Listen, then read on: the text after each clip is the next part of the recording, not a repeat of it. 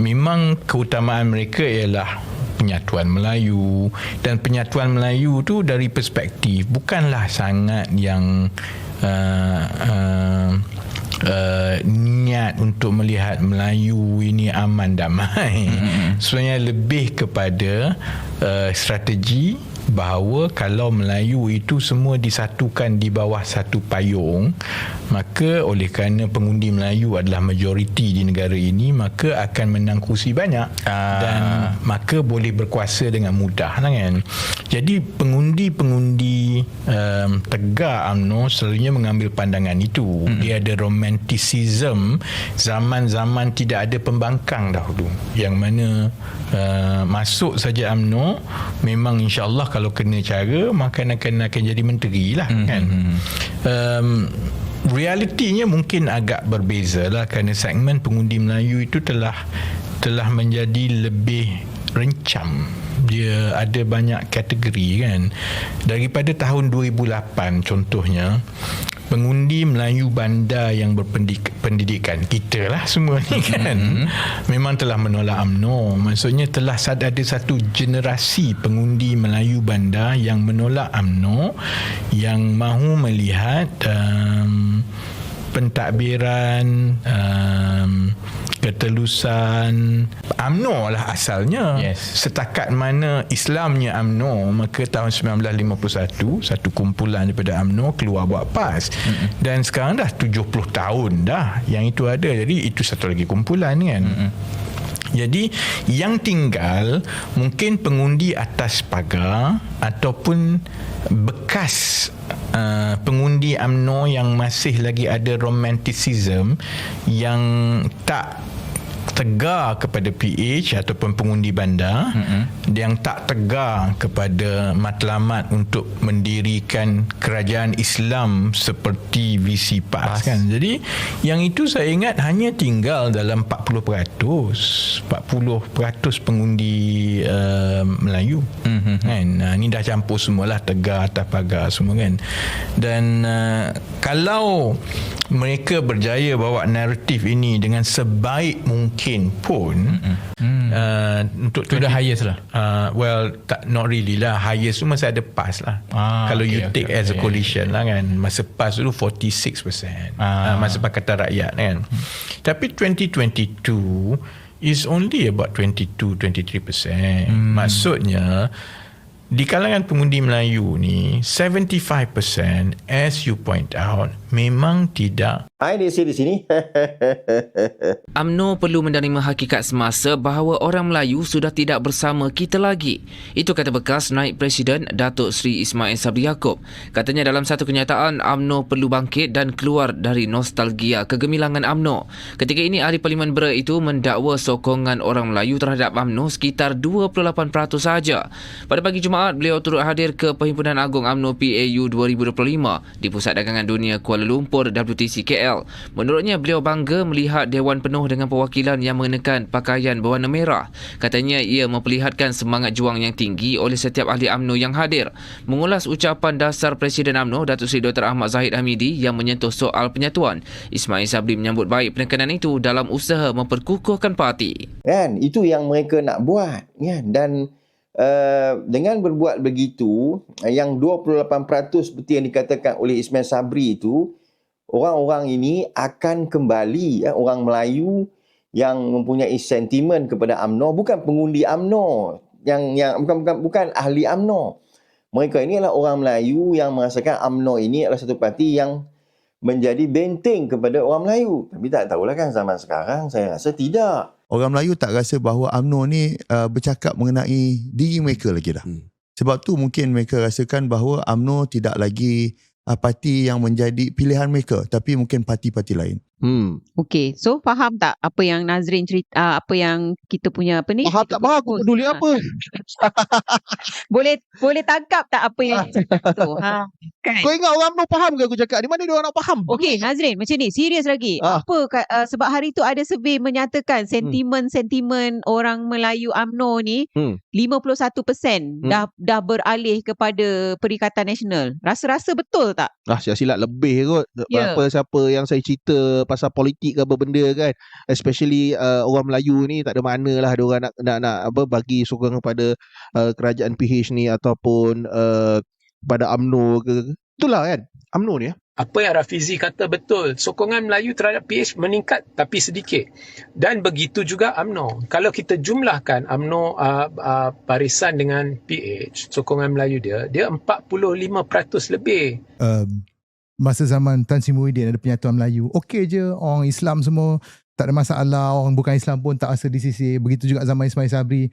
Cumanya dalam kerajaan Madani ni, orang Melayu rasa diri dia dicabar. Ya. Pemerhati menekankan dalam keadaan sekarang, semua parti politik dilihat terlalu gairah menunjukkan sokongan terhadap kaum India dan Cina sehingga mereka lupa bahawa lebih 70% penduduk negara ini adalah Melayu. Tegasnya, walaupun Melayu merupakan majoriti di negara ini, namun kepentingan bangsa itu sendiri terus dipinggirkan, malah marah Melayu umpama dipijak. Bagi pemerhati, sikap pemilik kuil haram semakin melampau berpunca daripada tindakan Jekyll yang terlalu toleransi melaksanakan beberapa siri perbincangan selain menawarkan pampasan kepada kuil haram yang dibina atas tanah syarikat itu. Katanya sikap toleransi itu menyebabkan kuil-kuil haram lain semakin berani melampaui batas sehinggakan setiap kali pemilik tanah berusaha menuntut kembali hak mereka, pihak kuil akan melakukan provokasi dan menuntut pampasan. Justru tegasnya, orang Melayu harus bangkit dan bersatu hati bagi mengelak mereka terus dipijak kaum lain. Tapi orang nak melihat adakah UMNO masih lagi kekal dengan prinsip dia? Yes, UMNO masih kekal dengan prinsip dia apabila saya menyuarakan isu-isu sensitif. Sebab tu saya KJ, tadi bila KJ kata pendirian mungkin berubah-ubah prinsip. Ya, menjadikan bangsanya bangsa yang lemah, yang tak ada pendirian, tak ada keyakinan diri, asyik takut dengan bayang-bayang sendiri. Ya, kita perlukan, kita tengoklah bangsa lain, dia bangunkan bangsa dia tanpa dia timbulkan ketakutan terhadap bangsa Melayu. Orang Cina dibangunkan, orang India bangunkan bangsa dia, tak perlu dia nak takutkan terhadap orang Melayu. Kenapa kita orang Melayu ni ditakutkan untuk nak dibangunkan? Memang bila ditakutkan, dia bukan akan dibangunkan. Dekat mana? Berapa peratus rasanya? Sukar untuk dijawab kerana kita tak tahu dia punya decision making proses, ya. Proses nak buat keputusan itu. Secara zahir dilihat Melayu semua bersatu, ya. Undi Melayu semua datang kepada kesatuan muafakat nasional itu dan sebagainya, maka akan menang, ya. Itu secara teori lah. Tetapi hakikatnya nak bekerjasama antara UMNO dengan PAS ini memang satu perkara yang sangat sukar. Pernah dicuba? Ya, pernah dicuba dan telah gagal. Dan saya rasa dulu UMNO yang khianat PAS, semasa pembentukan Barisan Nasional dulu, sehingga PAS hilang Negeri Kelantan, ya. Dan apa yang berlaku di dalam Bersatu sekarang ini pun mungkin menunjukkan pendekatan adu domba dan divide and rule yang telah diamalkan oleh PAS untuk menghancurkan Bersatu. Baru nak tanya tadi tu, kenapa dalam itu secara spontan dia kata I would rather PAS? Kenapa tak PAS and Bersatu? Kenapa tak Perikatan Nasional? Agaknya kenapa tu, Ji? Mungkin kerana bagi dia Bersatu itu tidak, yang PAS itu mempunyai kekuatan lebih daripada yang lain, ya.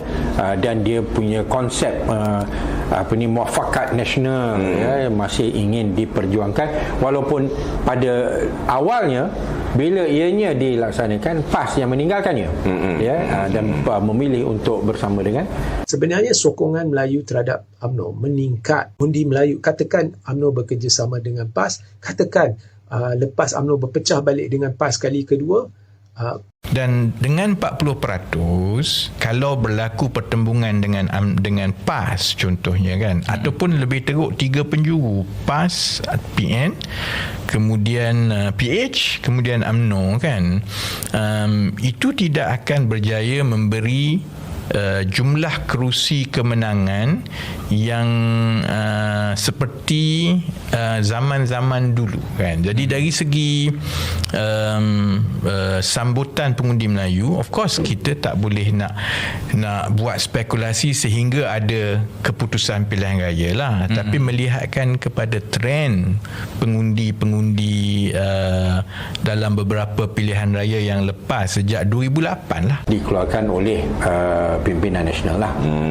Tapi inilah yang akan merupakan ujian terhadap keikhlasan kerjasama yang diadakan dan gabungan yang telah diwujudkan sama ada kita nak menghayati semangat muafakat dan perpaduan itu, ataupun kita kata tidak, ni kita punya semua dan kamu tak puas hati, kamu bertandinglah. Ada juga yang keluarkan cabaran begitu.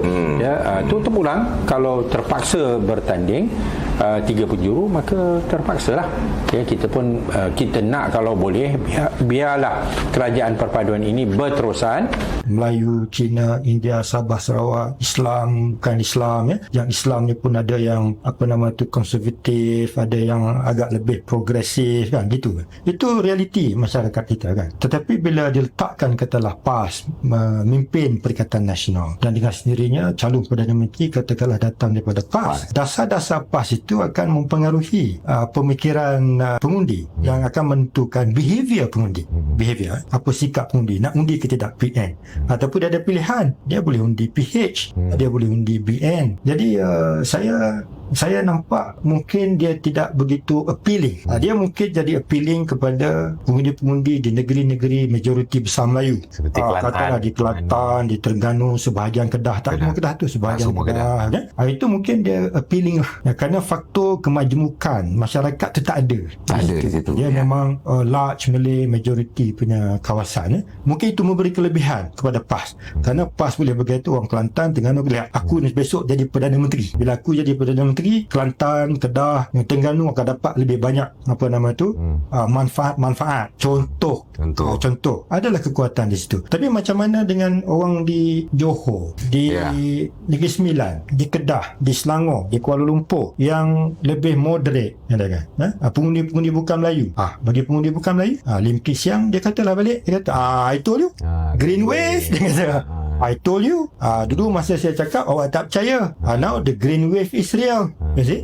Jadi pengundi-pengundi bukan Melayu kalau sekarang ni ada dalam 5-6% yang menyokong Perikatan Nasional, besok boleh jadi kosong.